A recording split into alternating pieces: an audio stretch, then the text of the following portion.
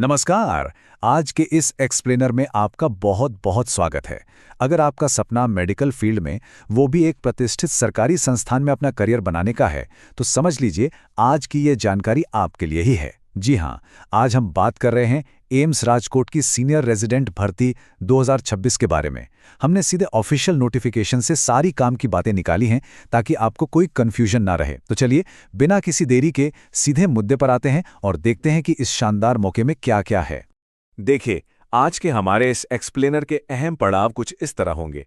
सबसे पहले एम्स राजकोट का ये बेहतरीन अवसर, फिर डिपार्टमेंट के हिसाब से वैकेंसी की डिटेल्स, ज़रूरी एलिजिबिलिटी क्राइटेरिया, सिलेक्शन प्रोसेस और आखिर में कुछ बेहद ज़रूरी तारीखें और स्टेप्स। तो चलिए सबसे पहले बात करते हैं भाग 1 की। एम्स राजकोट का ये शानदार अवसर आखिर है क्या? और यहाँ सबसे पहला और सबसे जरूरी नंबर जो आपको याद रखना है वो है 88। जी हाँ, एम्स राजकोट ने नॉन एकेडमिक सीनियर रेजिडेंट के लिए कुल 88 पदों पर भर्तियां निकाली हैं। अब आप खुद ही सोचिए, इतने बड़े प्रीमियम और नेशनल लेवल के संस्थान में एक साथ इतने पदों का आना ये कोई छोटी बात नहीं है। ये अपने आप में एक बहुत बड़ा मौका है। अब आप सोच रहे होंगे कि इसमें खास क्या है, तो देखिए, एम्स राजकोट एक इंस्टीट्यूशन ऑफ नेशनल इंपॉर्टेंस है और यहां सिलेक्ट होने का मतलब सिर्फ प्रेस्टीज नहीं है, बल्कि इसके फाइनेंशियल फायदे भी गजब के हैं। सिलेक्टेड कैंडिडेट्स को 7वें वेतन आयोग के तहत सीधे लेवल 11 का शानदार वेतन मिलेगा। और हां, मेडिकल प्रोफेशनल्स के लिए जो नॉन प्रैक्टिसिंग अलाउंस यानी एनपीए होता है ना, वो भी इसमें शामिल है। शुरुआत में आपका टेन्योर 1 साल का होगा, जिसे आपकी बेहतरीन परफॉर्मेंस के बेसिस पर 3 साल तक बढ़ाया भी जा सकता है। आगे बढ़ते हैं भाग 2 की तरफ। किस विभाग में कितनी रिक्तियां हैं, इसका पूरा विवरण। अगर हम इस ब्रेकडाउन को देखें तो सबसे ज्यादा डिमांड एनेस्थेसियोलॉजी में दिख रही है, जहां पूरे 9 पद खाली हैं। इसकी ठीक बाद बाल रोग यानी पीडियाट्रिक्स और ट्रॉमा एंड इमरजेंसी दोनों में 5-5 पद हैं। लेकिन रुकिए, बात सिर्फ इन्हीं 3 की नहीं है। ये तो बस टॉप डिपार्टमेंट्स हैं। असल में ये 88 पद पूरे 29 अलग अलग विभागों में फैले हुए हैं। इनमें जनरल सर्जरी, रेडियोलॉजी और माइक्रोबायोलॉजी जैसे कई अन्य कोर डिपार्टमेंट्स भी शामिल हैं। अब आते हैं भाग 3 पर, जो कि बहुत ही क्रूशियल है, आवश्यक पात्रता मानदंड यानी एलिजिबिलिटी क्राइटेरिया। देखिए, एलिजिबिलिटी को बहुत ही साफ-साफ 3 हिस्सों में बांटा गया है।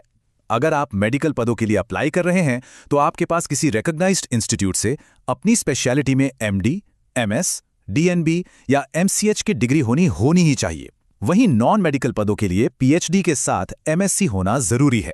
और अगर आप डेंटिस्ट्री बैकग्राउंड से हैं, तो संबंधित विशेषता में एमडीएस अनिवार्य है। और हां, सबसे जरूरी बात, आपका नेशनल मेडिकल कमीशन यानी एनएमसी या फिर किसी भी स्टेट मेडिकल काउंसिल में वैलिड रजिस्ट्रेशन होना बिल्कुल मस्ट है। इसके बिना बात नहीं बनेगी। अब बात करते हैं एज लिमिट की। तो ऊपरी आयु सीमा यानी अपर एज लिमिट 45 वर्ष तय की गई है। लेकिन यहां एक अच्छी खबर भी है। आरक्षित श्रेणियों को भारत सरकार के नियमों के हिसाब से स्टैंडर्ड छूट मिल रही है। मतलब अगर आप ओबीसी से हैं तो 3 साल, एससी या एसटी से हैं तो 5 साल, और अगर आप पीडब्ल्यूबीडी यानी दिव्यांग उम्मीदवार हैं तो आपको पूरे 10 साल तक की छूट मिलेगी।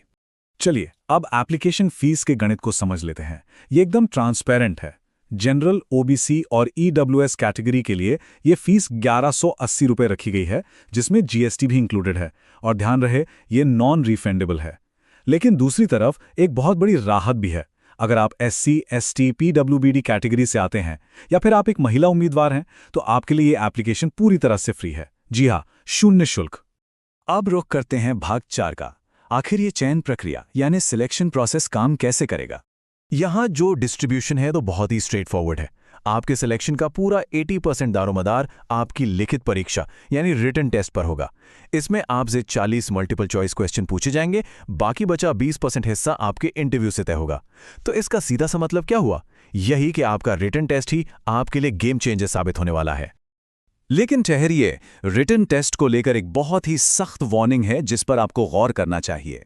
हर गलत जवाब पर सीधे 0.50 मार्क्स की नेगेटिव मार्किंग होगी। ये कोई छोटी मोटी पेनल्टी नहीं है। इसका सीधा सा मतलब है कि आपके सिर्फ 2 गलत जवाब आपके एक पूरे सही जवाब की मेहनत पर पानी फेर देंगे।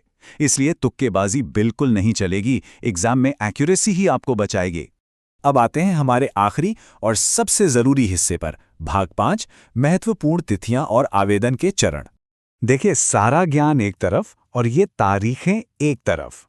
ऑनलाइन रजिस्ट्रेशन 9 मई से ऑलरेडी शुरू हो चुका है और फाइनल सबमिशन की आखिरी डेडलाइन है 8 जून 2026। और यहाँ समय का भी खास ध्यान रखना है, ठीक शाम 4 बजे तक। 4:01 पर भी आपका फॉर्म एक्सेप्ट नहीं होगा, तो प्लीज़ इसे लास्ट मोमेंट के लिए पेंडिंग मत छोड़िएगा। अप्लाई करने का तरीका बहुत ही सिंपल है, बस ये 5 स्टेप्स फॉलो करने हैं। सबसे पहले इनकी ऑफिशियल वेबसाइट www.aimsrajkot.edu.in पर जाइए। वहां अपना फॉर्म बिल्कुल सटीक डिटेल्स के साथ भरिए। फिर अपने सारे जरूरी डॉक्यूमेंट्स को स्कैन करके अपलोड कीजिए। अपनी कैटेगरी के हिसाब से फीस पे कीजिए और फाइनली अपने एप्लीकेशन का एक प्रिंट आउट जरूर निकाल कर रख लीजिए। एक और खास टिप, एक कैंडिडेट ज्यादा से ज्यादा सिर्फ 2 डिपार्टमेंट्स के लिए ही अप्लाई कर सकता है और उसके लिए आपको अलग अलग फॉर्म सबमिट करने होंगे। तो हमने इस ऑफिशियल नोटिफिकेशन से जुड़े हर एक जरूरी पहलू को इस एक्सप्लेनर में डीकोड कर लिया है। वैकेंसीज से लेकर सख्त एलिजिबिलिटी, सिलेक्शन प्रोसेस और डेडलाइंस तक सब कुछ अब आपके सामने क्रिस्टल क्लियर है। अब सवाल ये है, क्या ये 88 रिक्तियां एम्स राजकोट जैसे नेशनल लेवल के संस्थान में आपके एक एलीट मेडिकल करियर की शुरुआत का निर्णायक कदम बनेंगी?